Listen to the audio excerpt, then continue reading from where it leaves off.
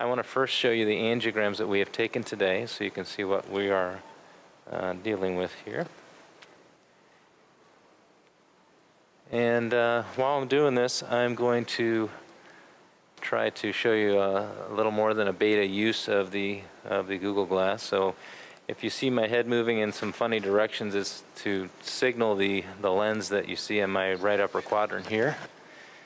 Okay, glass. Talk to. Great.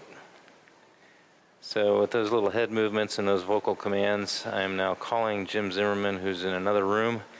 Jim and I had talked about this case in advance, and I just wanted to confirm with him that our game plan still makes sense to him.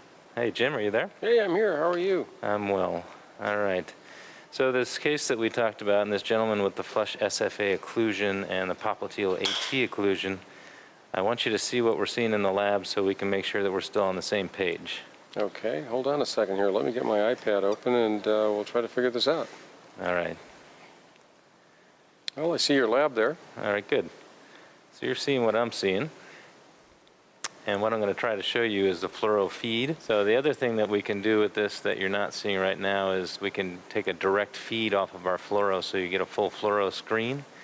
And in doing that, what Jim would see is exactly what you all are seeing in the screen. And Jim, the discussion that you and I had was that if we were to succeed in reconnecting the dots here between the anterior tib distally and the popliteal in its mid segment, that would probably do this guy a lot of good. Would you like to add your 2 cents on that? Right. I mean, it would be preferable not to have to do a redo groin and do a fem tib on this gentleman. Certainly, I think if we could establish with those level of profunda collaterals, which are pretty rich, and he had 2 very large profundas flow back into his P1 segment.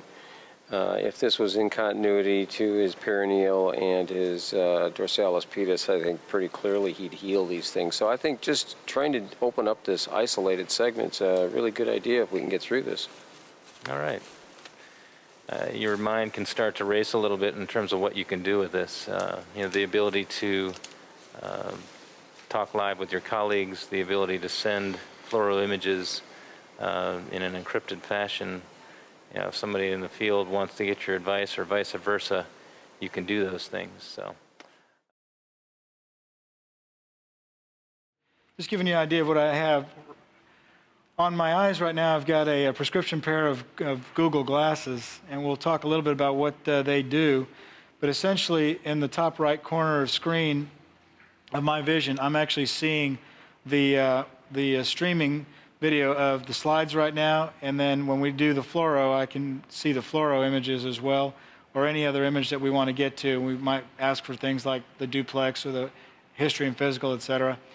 And we put this camera on in order to see really what my point of view might be during a case. We want to look at the access, ultrasound, etc. And sometimes you really can't get very close, but in this case with a camera, this is simulating what you'd be able to see through Google Glass. And so we're looking at where I'm looking at the groin site, making sure there's no problems at the sheath or hematoma.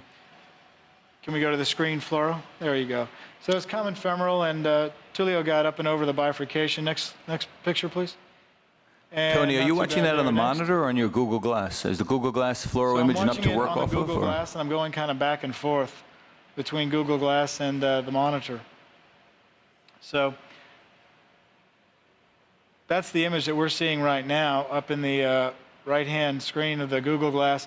Very diffuse disease, occluded AT, occluded PT, occluded perineal.